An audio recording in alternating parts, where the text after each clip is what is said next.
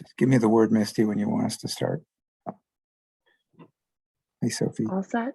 Yeah. Should we start? Sure. Okay. Good morning, everybody. I'm Tad Johnson. I'm Senior Director of American Indian Tribal Nation Relations for the University of Minnesota System, and I'm an enrolled member of the Boys Fort Band of Chippewa. Today, it's my honor to introduce Catherine, or Cat Hayes. When I got to the University of Minnesota to this job, in December of 2019, I ran into Kat, and she told me we've got some problems at the Wiseman Art Museum regarding repatriation, which was an act I worked on while I was a staffer for Mo Udall way back in 1990. And I was surprised to find out that the institution I worked at was possibly not in compliance with it. So Kat kind of knew more about the situation, so I ended up talking with her quite a bit. We did a memo to some folks, and later on MIAC caught wind of these issues and did a resolution on it. They were already aware of it, but they weren't aware that the university wasn't doing anything on it. So Cat Hayes has a PhD from the University of California, Berkeley in 2008. Her specialties are historical archaeology, settler colonium and indigenous studies, extended reality and heritage interpretation, archaeological ethics and repatriation, memory, forgetting history, and heritage. So without further ado, one of the great professors at the University of Minnesota, Cat Hayes. Thanks, Ted. Let me share my screen and make sure this is going to work. Okay, can everybody see my slides? All right. Thank you for letting me talk about this case. And as I was saying to Misty when I got onto the Zoom call, that this was never an area of expertise for me before I started working on this particular case, and so it is it's very valuable to me to be able to kind of sort through the lessons that I have learned, and hopefully these are things that the institution can take away that are can make change going forward, which you know, I've learned more about the institution and how it works than I ever really thought I wanted to.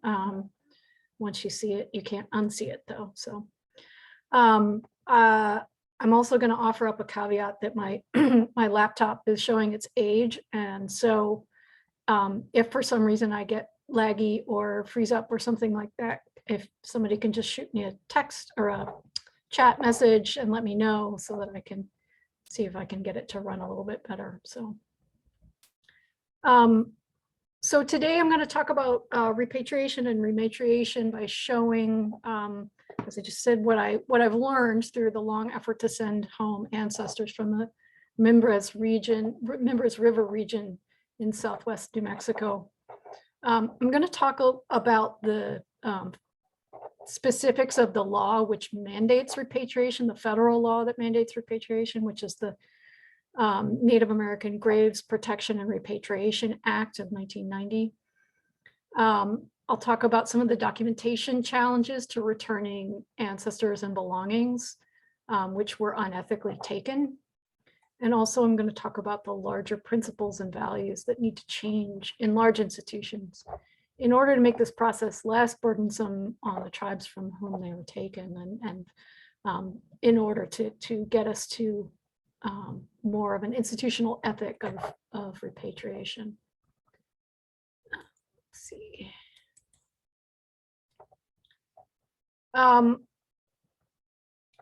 Like many of my colleagues, when I started in on this case, I thought that NAGPRA was a completed process at most institutions. this law was enacted in 1990, and it was supposed to have been, the procedures were supposed to have been completed within a few years of them being established. And so I knew about the law in its broad strokes, but didn't know that much about the specific execution of it. But the circumstances of the collection in question, got me to a place where I had to learn a great deal more about it. I first became aware of the members' materials, items, belongings, when I was a new faculty member here at the university, and I was creating a new course on archaeological ceramics. And I learned that our department, the anthropology department on the Twin Cities campus here, holds many collections of pottery sherds and other items, and which are considered to be quote unquote orphaned. That's actually kind of an interesting phrasing of it. Orphaned collections are thought of as lacking in information about where they came from. And so a lot of academic departments will use orphan collections for teaching purposes. But in this particular case, there was a set of items there that the lab manager at the time knew were related to a larger number of items at the Weizmann Art Museum. And they were of a very familiar decorative style, black on white decorative style. I'm not going to be showing any examples of the belongings in this presentation, but I'm pretty sure that you may have seen examples of this because art museums love it. They consider it to be art, and we can talk about that sort of the role that categorization plays in cases like this. But it's a fairly recognizable style, even for somebody like myself who's not a Southwest specialist. So I had arranged for my class to go and visit the Weizmann Art Museum and see if they had any of this pottery on display, assuming that if they had anything, and especially on display, that it could not be burial associated, because of course we're not supposed to do that. And as we were guided around by the museum docent, she showed us that there were a surprisingly large number of pots on display. And even more surprising that they had very clear and evident kill holes in the bottom, which are basically small holes that are knocked in the bottom of the pot. Again, it's a well-known practice that marks bowls as being associated with burials as part of burial practice. And that docent actually described that practice, while also noting or claiming that they did not know for sure that these were burial related or exactly where they came from. But I found this really troubling, and so did my students. One student in particular, Melissa Serta, was so concerned about this that she began investigating it as part of her master's project. And she was able to start to compile quite a lot of information, including the transfer documents where the bowls were thought to have come from, learning about who had excavated them originally of the university's anthropology department. And that there were human remains that had been exhumed as part of this excavation and brought to Minnesota, and that they were in the care currently of the Minnesota Indian Affairs Council.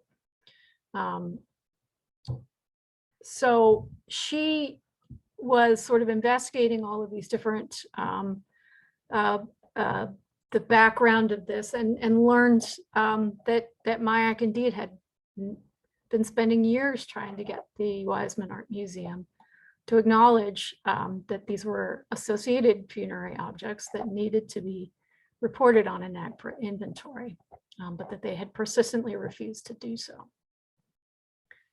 My student Melissa's persistence in this project actually landed her a job at MIAC, where she is still in the Cultural Resources Division. But the museum did not change their position. The more I looked into it, the more I realized how badly out of compliance with the law they were. And so the question then became, how do you move forward when you've discovered something like this in your museum, in your institutional collections? So we'll take a little sort of side detour here into to make sure that we're clear on it. You know, this is a little bit arcane, that the sort of details of the law itself, but those details have proven to be very important, both as sort of places to facilitate, you know, doing restorative justice work, but also unnecessarily creating some barriers for doing that work. This is kind of our main foot in the door for doing repatriation work. There are other you know, state level laws that we can talk about in the Q&A if you like to, but this is at the time that this law was enacted, it was the first major step towards restoring and returning the vast amount of ancestors and belongings that had been taken. I know a number of the fellows in the program, the Truth program, are very familiar with this law. So please forgive me if I'm running over ground that you have heard so many times before, but I think it's useful for those who might not have familiarity. So first and foremost, the law requires all museums and federal agencies to conduct an inventory of their holdings, to identify Native American burial remains and other objects. First. Second, to conduct necessary documentary research to identify their original place of acquisition, emphasis on documentary research. And third, to consult with present day tribes, which are likely to be culturally affiliated or of lineal descent. Once this notice and inventory have of the collection have been published, especially with the determination of cultural affiliation, tribes then have a pathway to request return or some other disposition, particular kinds of care or cooperative care agreements for this for those belongings. And that is subject only to, you know, objections from another tribe that contests that claim. At that point, once the inventory has been published, and the claim is in, a museum cannot refuse to return those objects.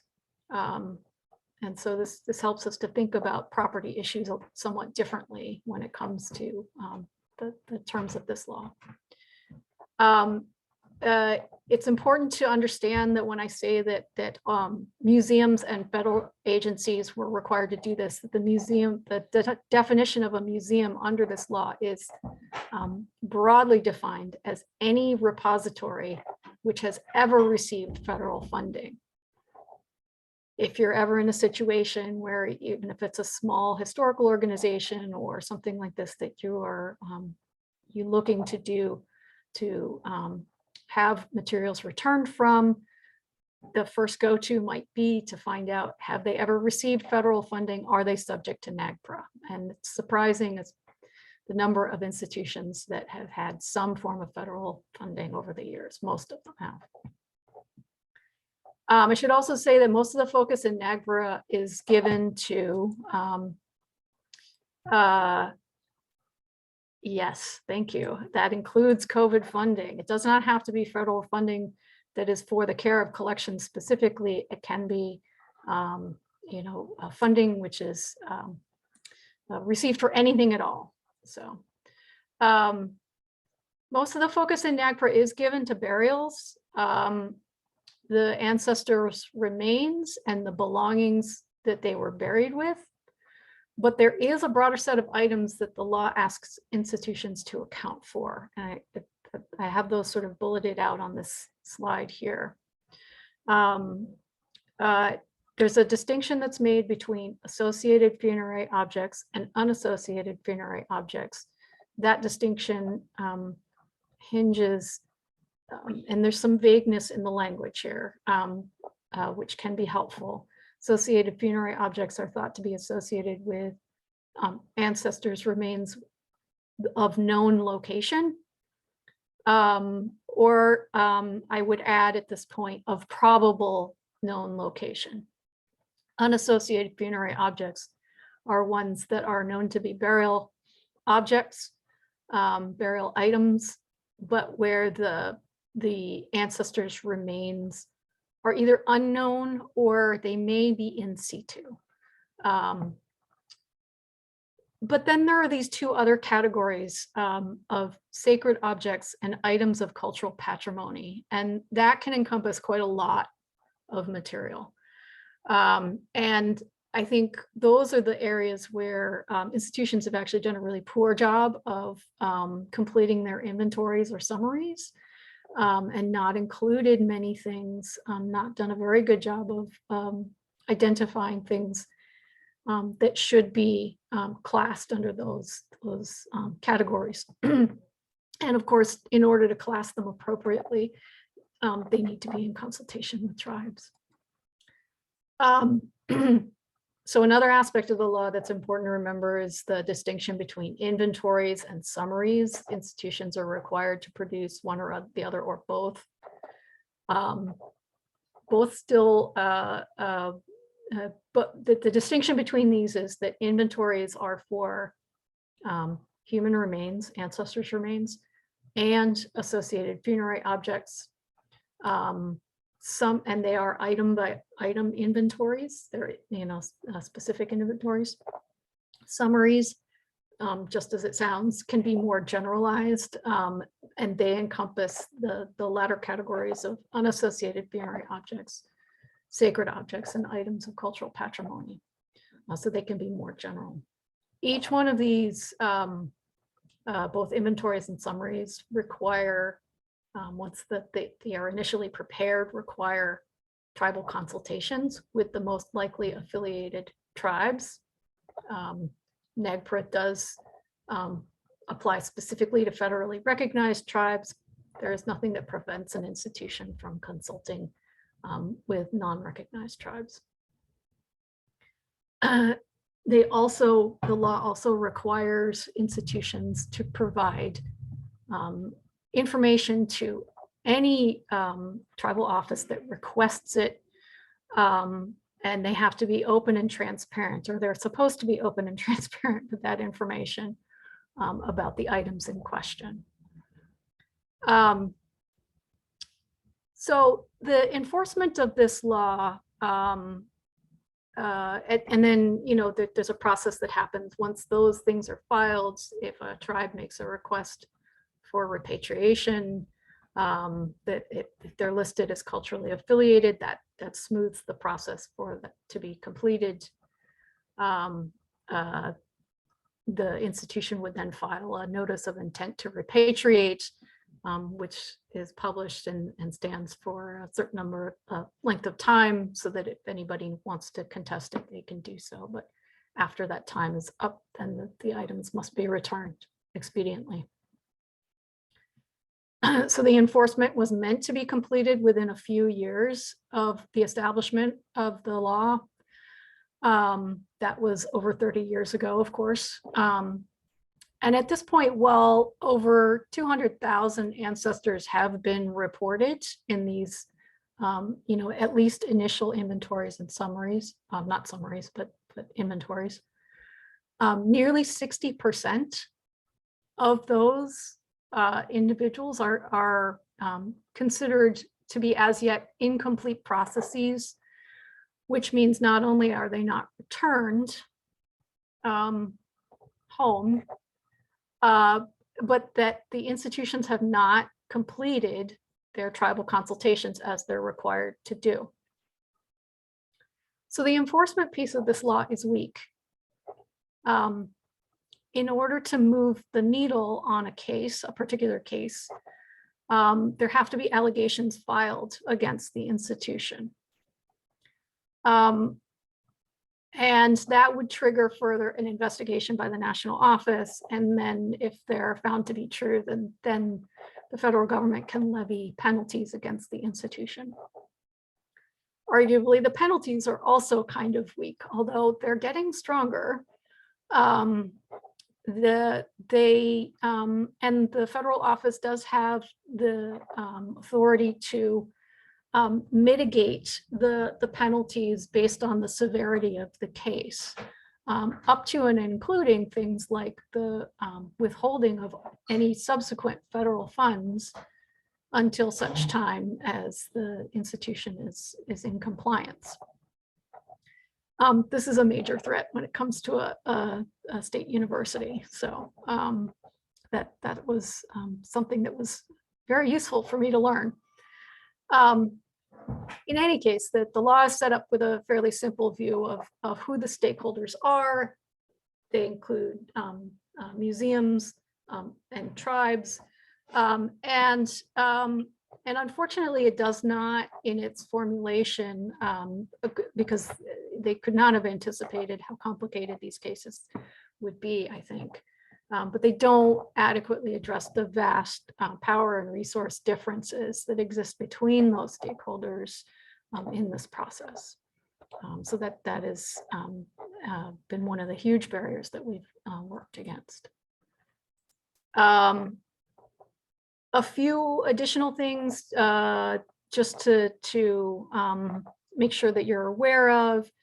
The determination of cultural affiliation.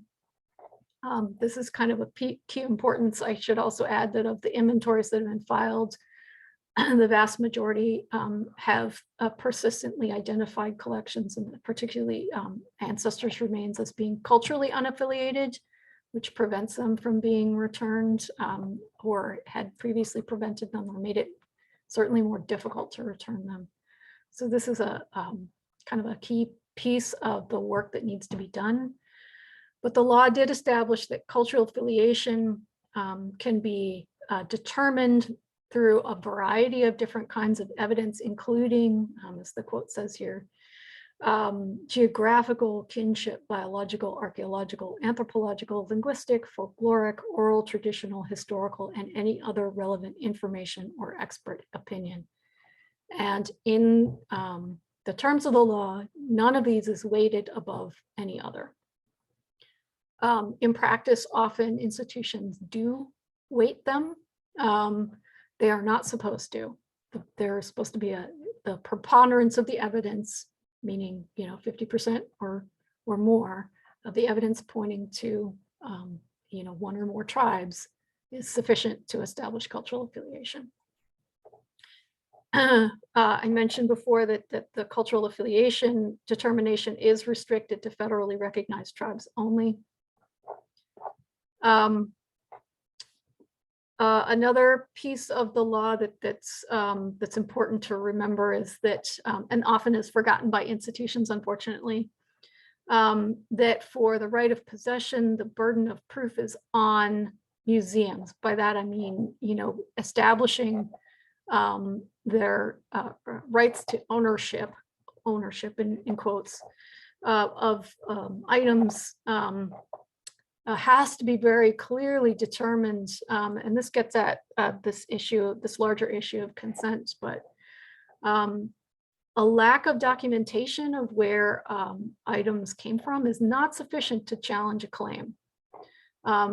That is to say, if a tribe does not have a line of documentation to say that this is where these items specifically came from, that it's not up to the institution to say, no, we're not going to return it. In practice, this is often ignored.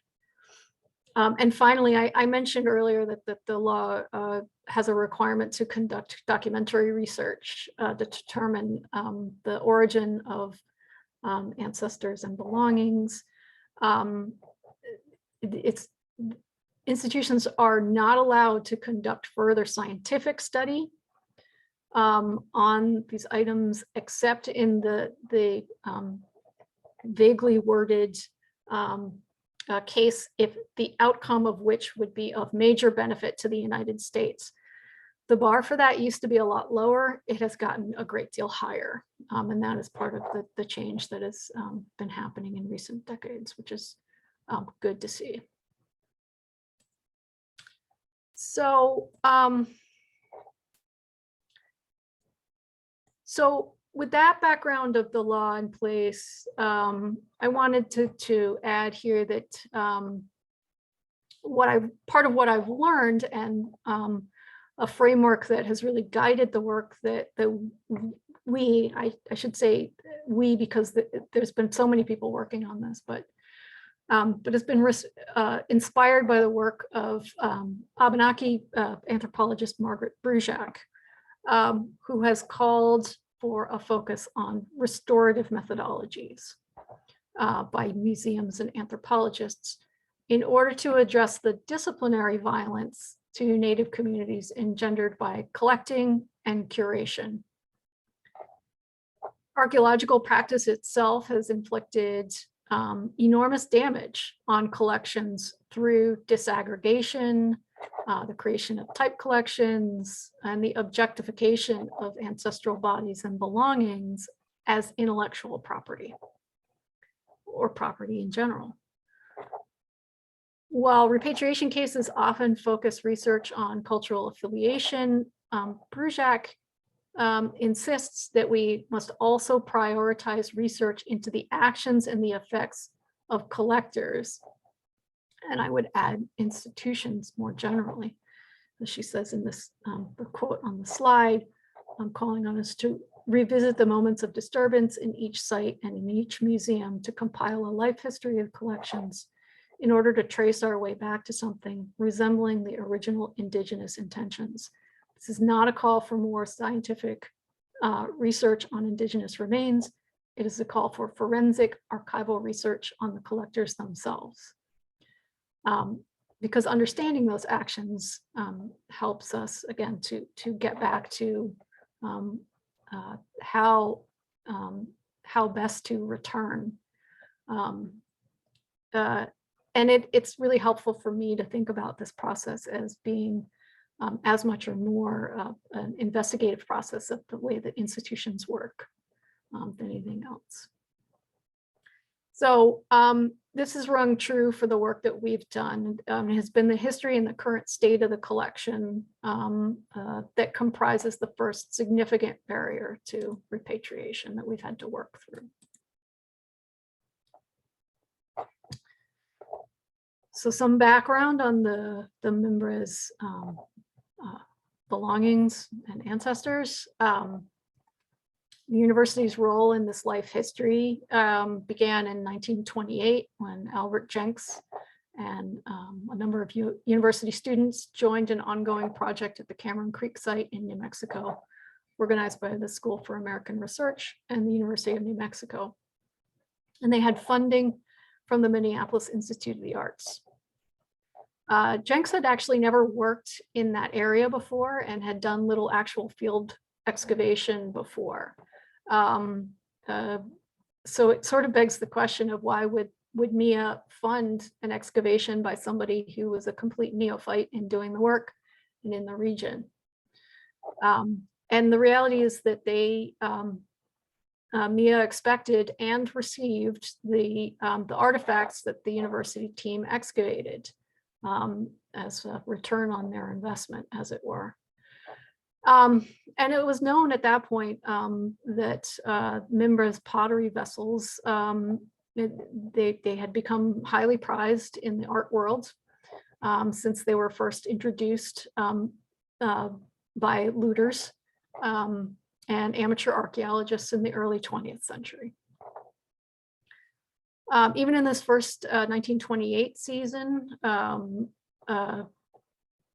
the assemblages, the items that were excavated were that had been carefully buried together were being split apart and prized as types. Things were separated and sent to different institutions for different purposes. In the following year, 1929, Jenks returned along with his student Lloyd Wilford as site supervisor and several other students to focus on the Galaz site, identified in the previous year when they were there, and they returned to this one as a sort of promising site. At that time, some of their funding came from the university, but Jenks also had a weird and clever scheme for subscription support from private donors. We have documentation for this. Although there's nothing in the documentation that says that they were promised artifacts in exchange, just that they were supporting the research. Jenks and his students spent 3 years at Galaz, and the diaries and field notes from those 3 seasons show that in 1930 and 1931, they also made side expeditions to several other sites. And in 1931, late in the season that they were there, the university refused to fund his expeditions any further, and his donors were less forthcoming. So when the money dried up, he shifted his focus instead to Minnesota archaeology, because there were some ready sources of money for him to do that work. So again, that's another sort of indicator of the values at play here. In their 4 years in New Mexico, the University of Minnesota team took surprisingly detailed field notes, documenting the vast number of human burials they had uncovered. And in their notes, we read that the team was quite clear that the burials were the primary target because they were known to include the pottery. Unfortunately, while the majority of the human remains, the ancestors' remains, were deemed not good enough, i.e. not well enough preserved to save and bring back to Minnesota, all of the grave goods that they encountered were collected and brought to Minnesota. So you can see on the slide that I've included some basic numbers on what was documented for total number of burials excavated, the total number of bowls excavated because they paid particular attention to those, and then other artifacts. It's quite an extensive collection. So over the years, the artifacts and the ancestral remains from the Mimbres sites were not well cared for.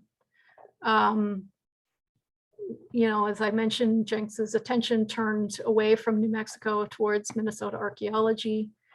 And in the end, even though, purportedly the goal of our research is to produce publications for dissemination of research, Jenks only wrote 1 or 2 very broad overview articles on his work in New Mexico, but never really came back to it. And he retired in 1938, having never completed any sort of formal analysis or site report or comprehensive inventory of what he had done. Lloyd Wilford, his successor in the department, likewise focused his career on Minnesota archaeology and only addressed the Mimbres belongings in response to direct inquiries from other researchers. And so by 1958, all the pottery and artifacts that had gone to the Minneapolis Institute of the Arts was actually returned to the university because MIA was paring down their collections. I've had some interesting conversations with the curators at MIA about that. Many of those items were subsequently traded in the 1960s and 1970s to other institutions to fill out their type collections. And it seems that nobody consulted the field notes when they did those trades because items were sent with no provenience information. Maybe they listed the site, but they had no indication of where on the site or whether they were burial associated. But interestingly, we still had those records, and they could have been consulted at any time, and they weren't. We have subsequently used all these records in an attempt to relocate all of those items and where they've gone to.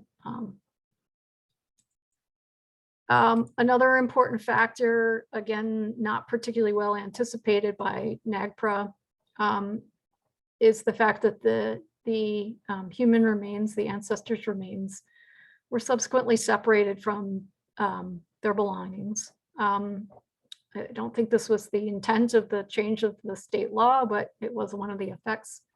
Minnesota Private Cemeteries Act was updated in the late 1980s to mandate the transfer of any American Indian remains in state institutions to the Minnesota Indian Affairs Council. Those ancestors are still to this day cared for by MIAC in their repository at Hamline University. But the transfer did not include their belongings, their associated funerary objects. Interestingly, MIAC would go on to ultimately complete their own NAGPRA inventory of those ancestors without the associated funerary objects, although they tried. We have much correspondence between them and the Weizmann Art Museum trying to get them to share information. And when MIAC did their tribal consultations and ultimately had 8 Pueblo tribes listed as culturally affiliated, in their consultations, they learned that the tribes could not, by cultural or spiritual protocol, rebury those ancestors without their belongings. And so that added a great deal of pressure to the drive to bring those the collection, the ancestors and their belongings back together.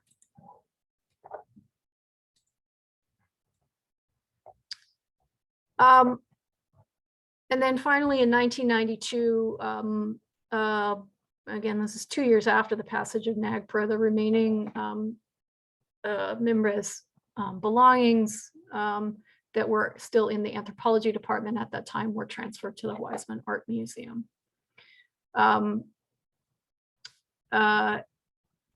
If you remember, there's the distinction between the inventories and the summaries based on whether something is known to be burial associated or not, and with a specific association. The initial problem really started when the art museum with the Weizmann sort of, I'm trying very hard not to sort of inflect my description with intention, even though I'm fairly cynical about this, but that they filed a summary based on the assertion that they did not know whether these were associated funerary objects, despite the fact that they took all of the field notes and other associated documentation with the bulk of the belongings. So they had all of those records in their possession. They clearly did not consult those records in making the decision to produce a summary rather than an inventory. They chose to regard those items as unassociated. And because they had possession of those records, nobody could dispute it. Museums, this is one of the first big lessons for me, museums and other large institutions are very adept at hiding records, not acting in transparent ways, obscuring things, making it difficult to access records, even though this is an open record state. There are many ways in which they can make it too difficult to actually access those records, too many hoops to jump through. The law includes no enforcement of how the inventories and summaries are produced, so a great deal depends on the will of the institutional staff and leadership. And it took many years to get these records back out into the open in order to move us forward in this process. And it took a number of us being very irritating in asking for those records and, trying to bring things forward in order to move the needle. You know, persistently throughout those decades of trying to get the records released, it was only MIAC continuing to insist that the university was violating the law that really was the consistent piece here. I'm putting a lot of emphasis on the documentation. I want to also make you aware that the threshold for documentation within the law itself is much lower than that. There's a lot of flexibility in that determination, but in this particular case, in order to move the institution, the documentation piece had to be there.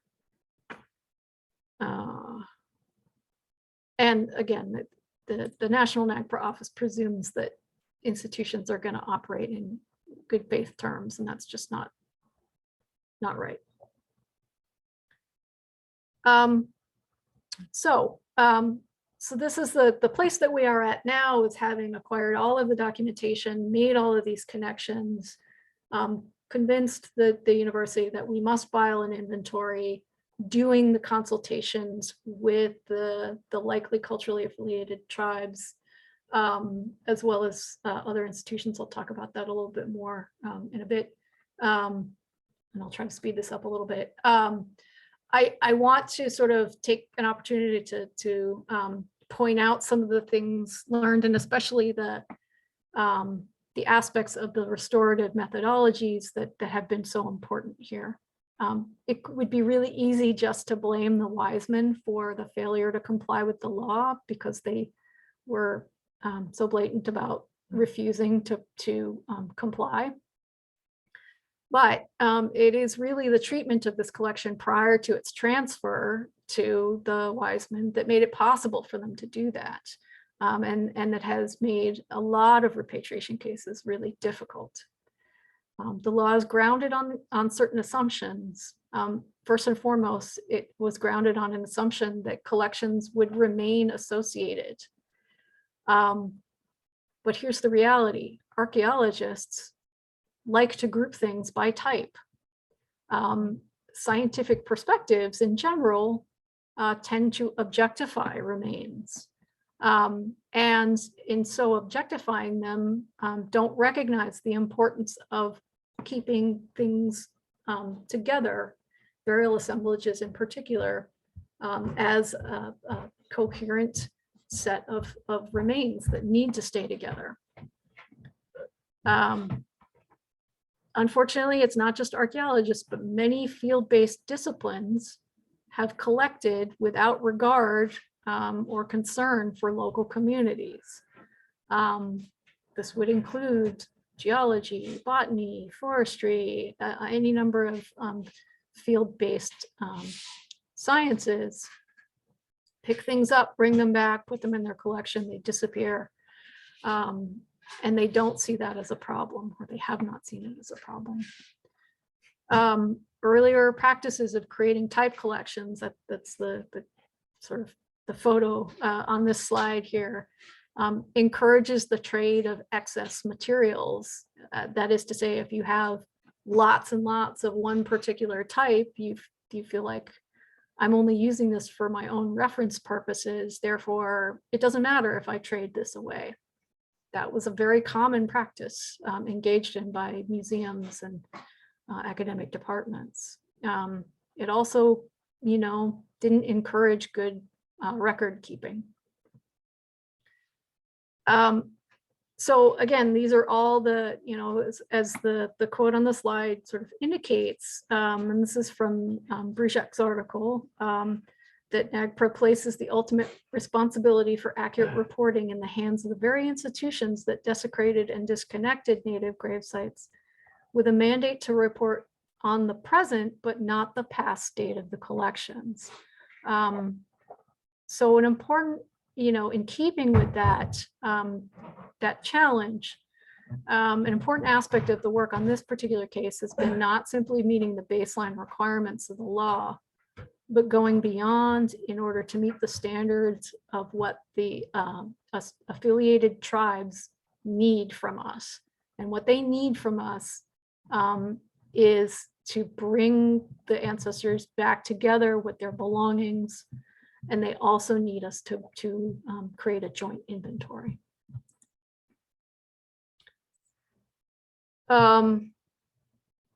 So this is, the law itself requires consultations with likely affiliated tribes, and we have done this. There are, at last count, we have shared information with and requested consultations with 28 tribes.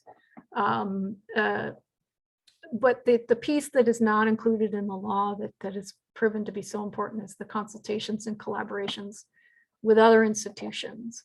That includes MIAC. MIAC, of course, has been a key and so important partner in this process.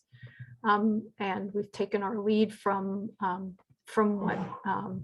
what they want from us. Or at least, our core team has done that.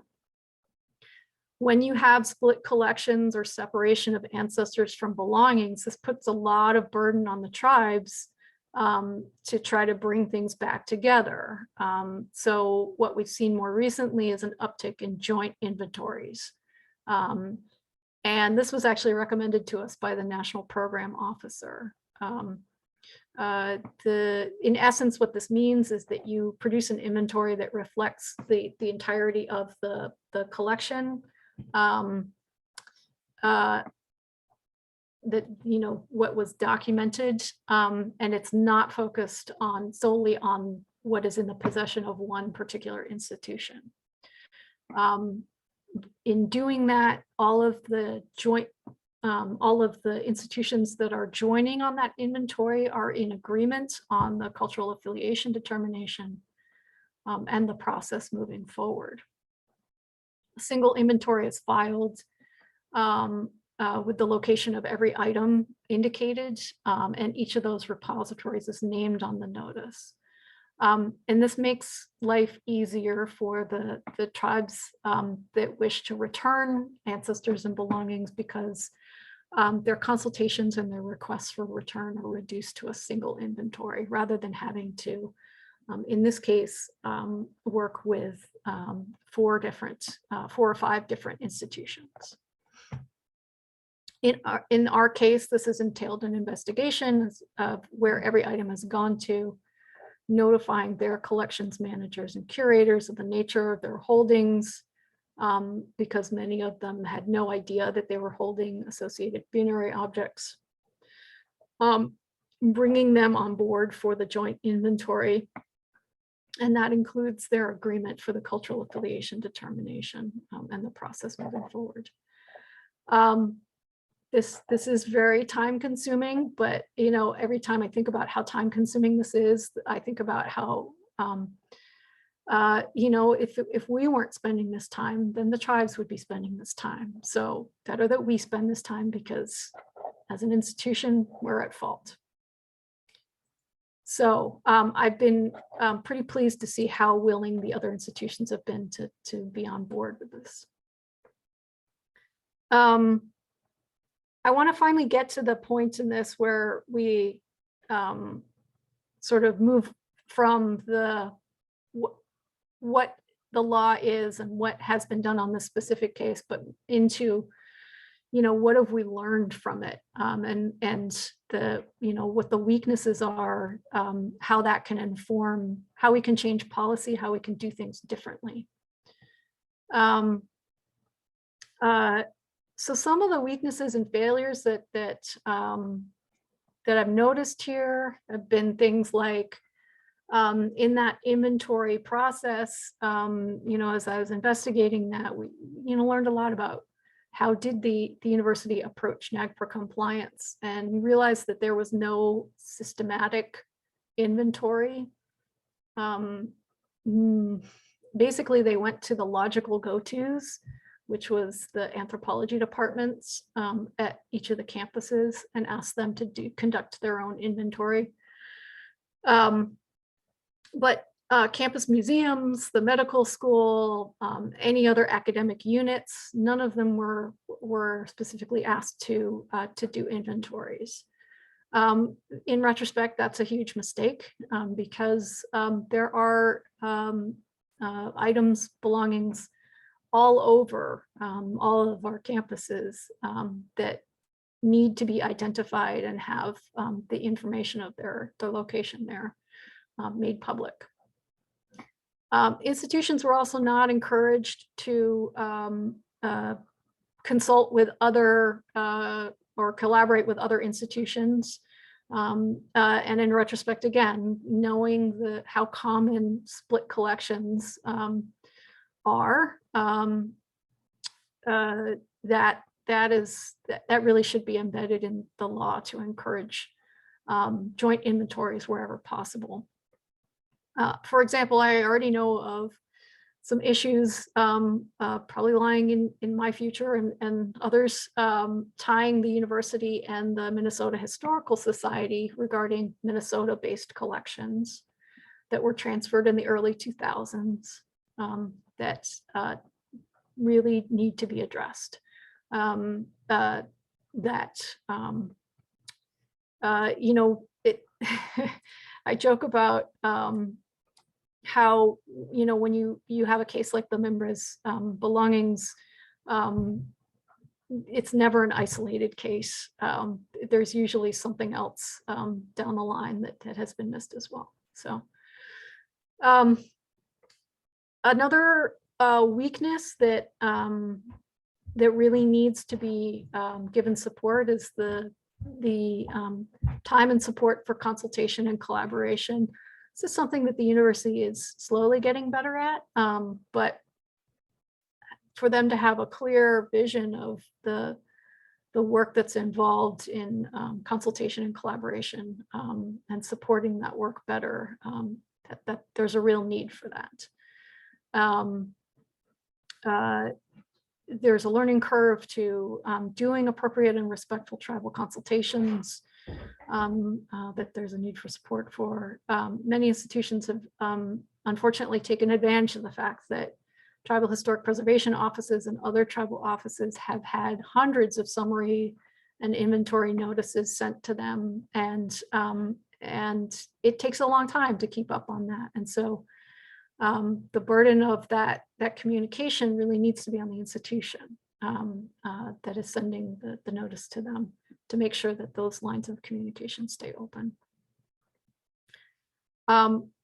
We need to address the neoliberal attitude regarding property that is a huge obstacle to doing our work going forward. This is really bound up too with some core ideas about academic freedom in universities that are very sticky but really need to be addressed. And so there's a way in which researchers sort of feel possessive about materials and data that they collect. We need to have a real shift in the way that we regard that as property or as something else. Even just the terminology of intellectual property sort of interferes with this process.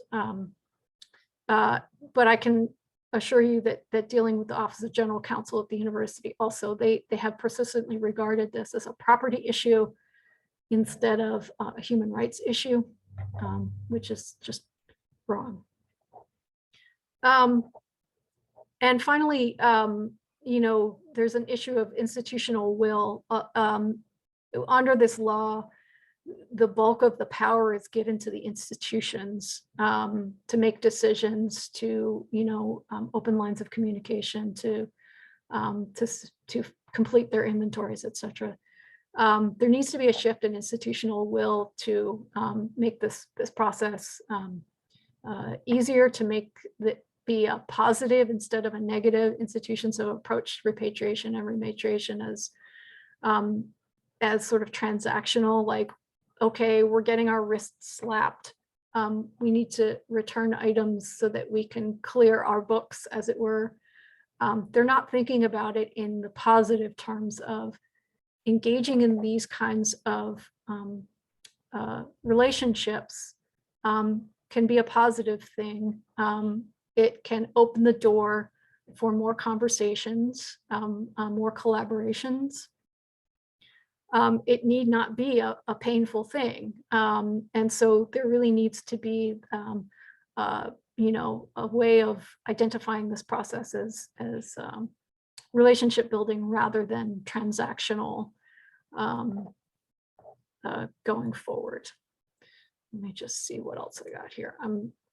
I had another slide that sort of talks about what are some of those institutional barriers that we could talk about, but I think we can come back to those if people have very specific questions about that. So I just want to wrap this up a little bit by, again, putting up the set of things that I think, you know, again, moving towards viewing repatriation and rematriation as a relationship-based process and experience, but also changing policies so that we re-examine everything that is termed collections and consider, you know, do they meet the standard of free, prior, and informed consent for their location within your institution?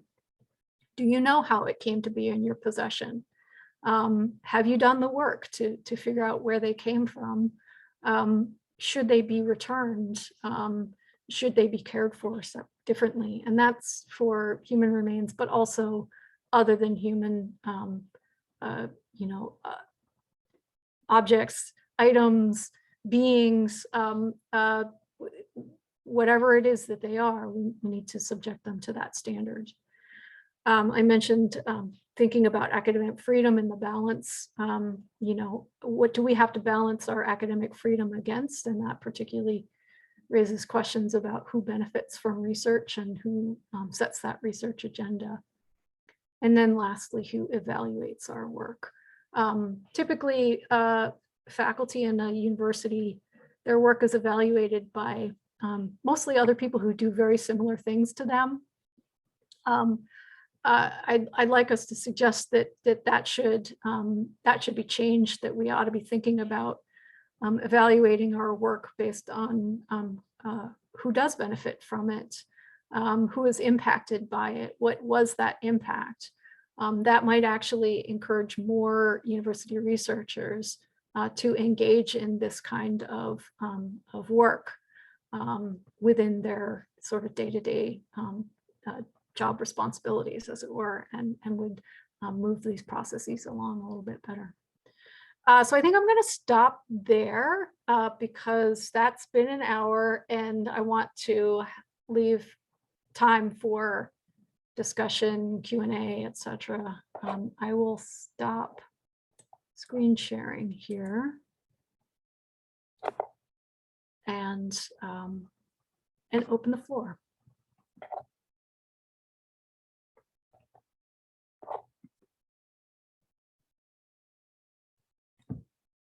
Vince. Wow. I got a couple of questions, but that was really full and got my mind thinking about a lot of possibilities, especially for our group. But one of the things that really jumped out to me was how this presentation and the situation, what you've learned here and what you've mapped out puts on the table for all of us questions about how to strategize in light of having of being accountable to different tribes, because we could and probably have to move in the direction of what the tribe identifies as the priorities for its own needs and its own relationships with the university. But even just on the area of NAGPRA and compliance, what you've laid out and identified in this history is a real problem where university still has the monopoly over academic freedom and research, whereas what we're looking at here collectively stands to redefine how to do research and enjoy the power of academic freedom to do to change the terms of accountability, reporting, chronicling in ways that's larger than, in this case, just compliance. Although compliance with NAGPRA has a lot at stake in it, it still sort of reacts to law and policy, whereas working collectively together as representatives of tribes, but also researchers who are both native and academic. We could really lay out. One of the things that this group can do is really lay out a research agenda that begins to put a process together. But I had some very specific questions for you, Kat. Everything that you presented, how much of this do you see as your individual research projects versus the stuff you've had to do as a result of what you've stumbled upon, and then being tasked by the university to lead that members process in particular? Because one of the things that emerges here is the need for, obviously, in understanding research better, is it individual researcher based, or are you an agent of the institution? Aren't there other models of conducting research that is quasi-institutional? You have all of those elements already there with all those other institutions that you're collaborating with, but short of this group, I don't know if there's been any other formalization around research per se that seeks consciously to shift all of the burden and the power of academic freedom and research away from the university into some other model. We like to think that Native Studies does it differently and our department does it differently, but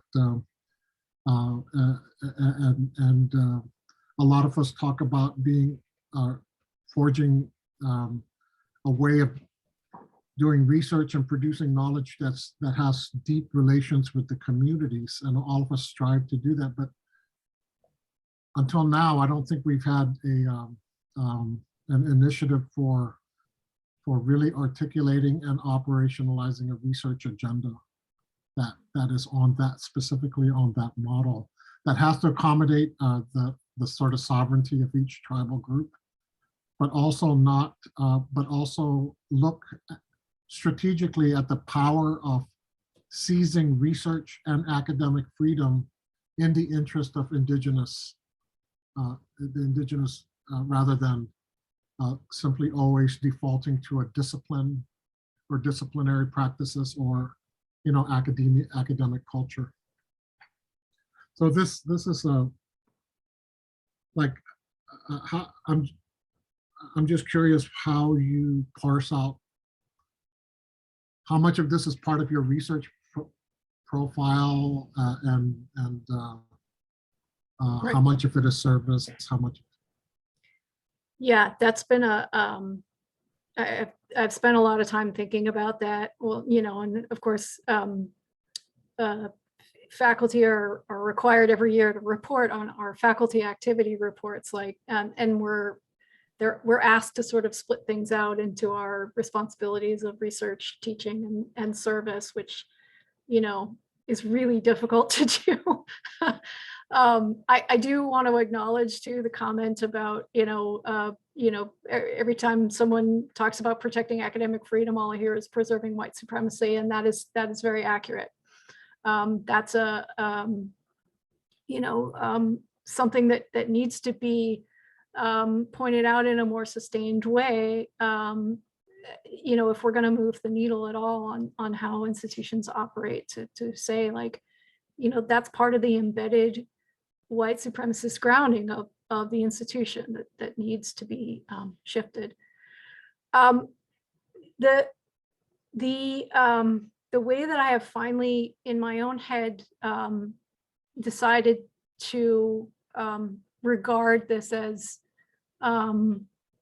it needs to be done. It's going to, there are many parts of this that I would never be able to and would not want to publish on, because it's not my story to tell. It's not something that I should be getting academic capital from, except the piece that I think I will is to take the institution itself as my object of study.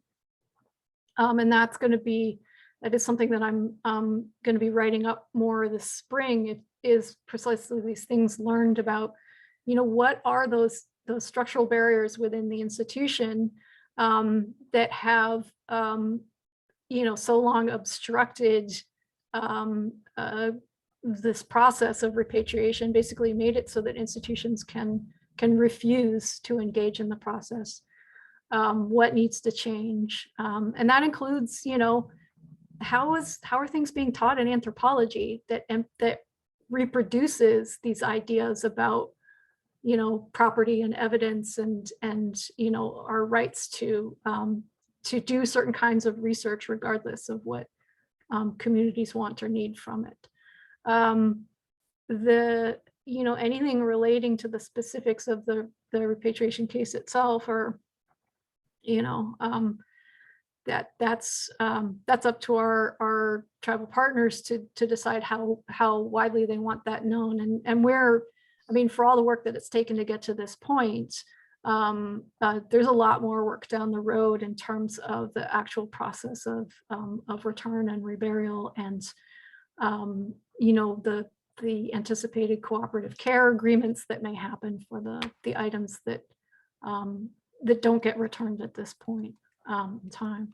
So that's kind of the short answer. But yeah, I think there's this does not feel like it fits within the model that the university is putting forward of community engagement. I feel like it's different.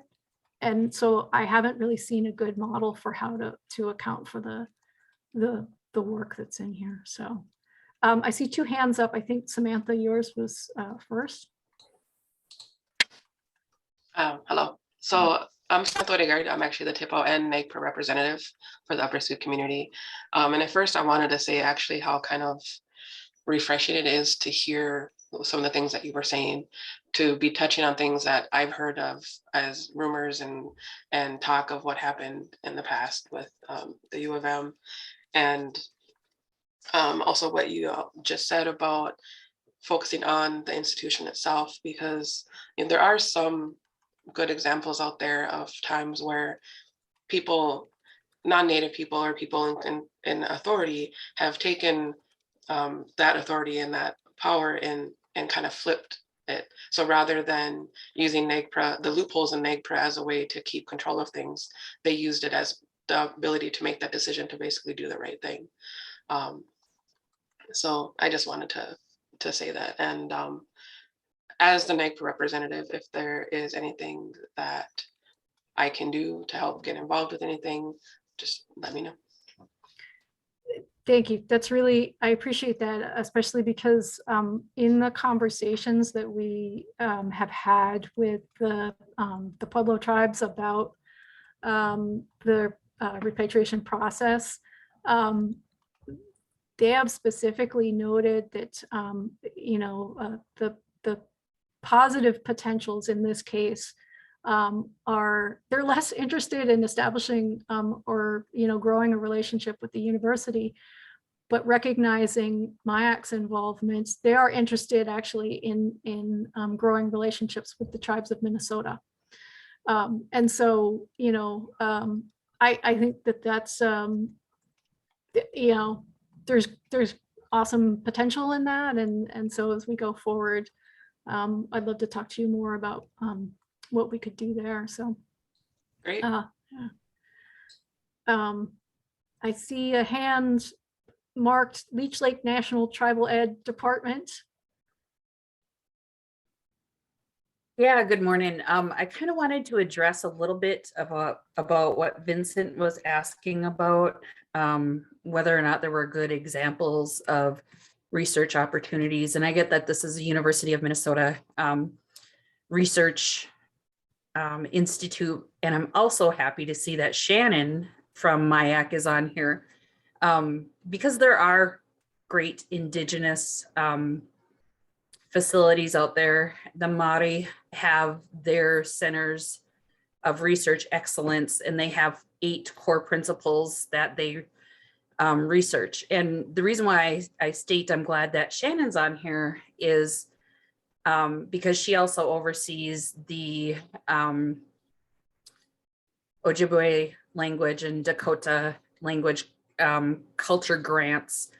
And this is a move that group had originally started with, was how do we get to a place where we're not just focusing language and culture revitalization in a K-12 setting or a pre-K setting, but how do we focus it on all areas? And what Tad was saying yesterday and again today is that we're at a really great time in our evolving history to be able to affect major change. And I think taking a look at other Indigenous communities throughout the world and seeing how they've addressed some of these challenges, this is not something new to Indigenous people worldwide, right? The fact that our burial sites, our sacred sites to us, our final resting places were disturbed and robbed, and thievery happened. It's happened worldwide to Indigenous people. And I think taking a look at places that have really done higher level thinking in their Indigenous languages would be really helpful to be able to begin. And maybe that's something that we reach for through this report later down the line. It's not something that's going to happen overnight, that's for sure. But maybe that's one of the outcomes in this report is doing further research and partnership with other Indigenous communities. And I just wanted to share that. Thank you. Yeah, I think that's, I think there's so many of these ways that we could be learning from the models that we see globally, but also collaborating, nationally, globally, to change the models that we're using. So, and I know that, Vince is somebody who's pushing the university hard to change up the models. And so I think, that's a great thing to go into the report and sort of push for further change. So.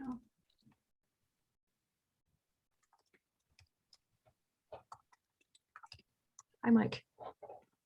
Sorry, I had to sign off. Hey guys, I'm back. I don't know if can you hear me okay? Sure, yes. Oh, sorry.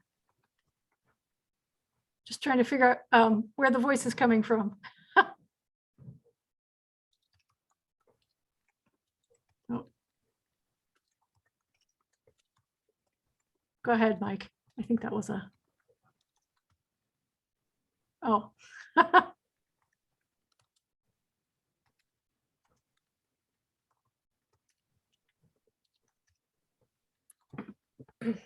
Okay, sorry about that. I had another meeting and nobody showed up and they just started talking. Oh. My question, and I apologize if you've answered this already, is more just kind of basic on the Weissman itself and how the new director is playing in with this. And if you've already answered it, you don't have to do that again. No, yeah, there are so many weeds that I could have gotten into on that discussion, but one of the things that I know but I didn't necessarily clarify in this presentation was, the really important role that individuals within institutions can play in either facilitating or blocking repatriation efforts. The previous director was singularly effective at blocking all of our work. She blocked the access to the records, and it wasn't until somebody on her staff basically went behind her back and copied out documents that we could start this work. And then once she retired, that we were really able to engage fully in this process. The new director, it's interesting because we had the interim director for a while, who was the former provost. She was there mainly just to sort of see the museum through the transition, but also to push this process forward as well. And since the new director has started, I've asked several times, like, is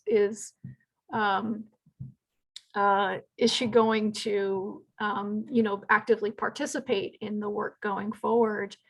And so far the answer has been no, other than she's supportive and they're protecting her with the onboarding process. But I have yet to meet her in person, and I think that's it doesn't have to be me per se, but I think she needs to engage more fully with this, because my sense is that this is going to be a major responsibility of hers for years to come. Because there are so many the belongings that will still be in the museum after the burial process happens, that they are responsible for, and they have to be responsive and accountable to the tribes for the care of those items. So yeah, so I'll keep you posted on that process, but so far no, I haven't had any engagement from her. I've mainly been working with the education department and with the registrar. So so I'm looking at Vince's question here. Are there other models across the country of quasi-institutional research specifically geared at a different accounting and inventorying system with respect to NAGPRA compliance and tribal interests? Kat, what I mean there is really just other people who have come upon the same kinds of findings that you have found, but have been working with other people to seize control over the inventory process. So that's very much part of the kind of research of investigating institutional practices. But but the burden of responsibility shifts to another unit that ensures transparency, for example, and it's also protected by academic freedom. Mm-hmm. But it's not the institution per se. Yeah. You see what I mean? Yeah. It's interesting because the AAIA has been doing, and they're obviously not an academic institution, but they have been doing a lot of advocacy work for decades, right? A long time, and they have been running this repatriation conference that interestingly, once it moved online for the pandemic, it got huge. And so that has been a really incredible venue, I think, for different institutions and different sort of, so museums, academic settings, TIPOs, other people who are working in this to come together and to start to formulate new policy, practice, collaborations, to ground collaborations, to share their experiences. There's now a NAGPRA community of practice that was established out of the Denver University, And so it was actually from the example of, what is it, the Peabody Andover Museum's director that I learned about doing a joint inventory, because he has also worked on these kinds of sites where multiple institutions over the years have excavated there. And so there's things that are just all over the place. They're spread across the country. And so he had offered up some really good advice on, how do you go about coordinating joint inventories? At its heart, it really is about sort of changing the ethical standards. Even in the time that I've been working on this, I've noticed that museums have become much more open to engaging in different understandings that are driven, different ways of approaching consultation that put the tribes in the driver's seat of how, basically being advised to request consultations by saying, my goal is to repatriate, not I'm consulting because I have to, but rather like, I want this to make this happen. Please tell me what you would like me to do to make this move forward, to change the conversation, to change the tone of the relationship. So there are sort of models, but interestingly, it's like they're not happening in particular places. They're happening at the intersection of places, and they seem to be focused on particular projects. Although I was learning more about I think it's the Mississippi Archives and Museum organization or something, that they've adopted a whole new repatriation policy. There's also the Museum of Us in San Diego has a really interesting policy regarding their collections, which is called the Colonial Pathways policy, that every item in their collection has to be identified for how it came to be in their possession, so that they can, with the eye to assuring that in the long run, every item in their collection is there under the conditions of free, prior, and informed consent. And so I think that's an interesting model of, how museums could move forward. It's very dependent on having engaging in collaborations and partnerships.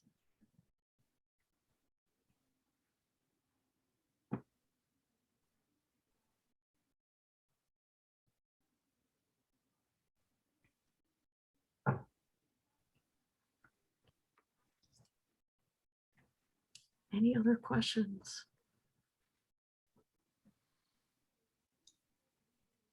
I just wanted to add a comment. This is Ben here, Ben Uwaki.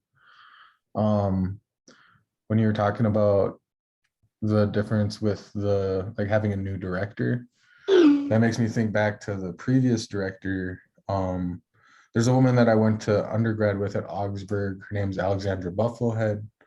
And she works as a museum, I believe, like curator, some type of with NAGPRA, but she had previously worked with Weissman. And I had gone to high school with her, so I've had a friendship with her for many years now. And as we were working on the MIAC memo about 2 years ago now, I remember reaching out to her because I knew that she worked in that Weissman space. And it's just sharing like a brief anecdote or story, was just that she talked about how that director at the time saw that collection as like her personal collection, and that fetishization. And so I feel, that was one part of the story that I found out that, I felt like, added and does add that additional layer with respect to, those people in those positions of power, and how they kind of hold the string, gatekeepers, and the ability to advance some of these initiatives forward. So I just wanted to bring that up because I thought that was interesting from my personal experience. Yeah, thank you. Yeah, she even went as far as to write an article, I think it's from 2012 or something,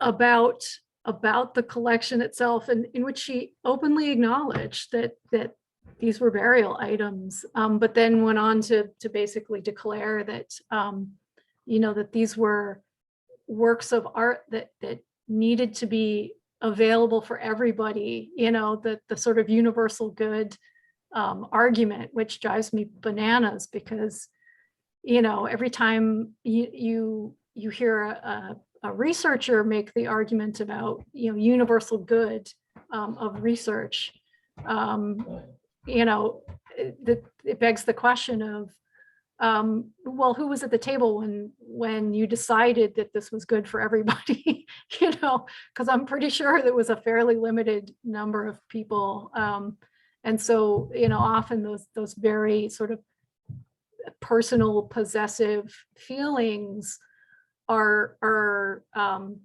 translated as, well, I'm protecting this for everybody. So that plays into that, the arguments about our academic freedom as well, is, that's often an argument that's used in academic freedom is, well, I have to be free to pursue these lines of research that may ultimately benefit everybody. It's like, or maybe it will ultimately only benefit you. Let's be realistic. So, oh, she was so much fun to work with. I mean that in the most sarcastic and aggravated way. So.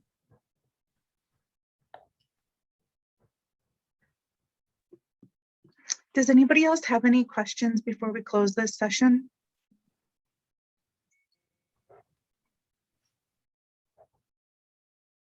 I'll just offer up my thanks to all of you for listening, and for, especially folks who I know have supported this process in the past and in the present moment, but also, for such good questions, because it's really helpful to me to think with your questions. Thank you so much, Kat, for presenting to us. All of the materials will be available on the Canvas site for the fellows. I will be back at 11 with the Minnesota Historical Society. Thank you, Kat. Thank you. Thank you.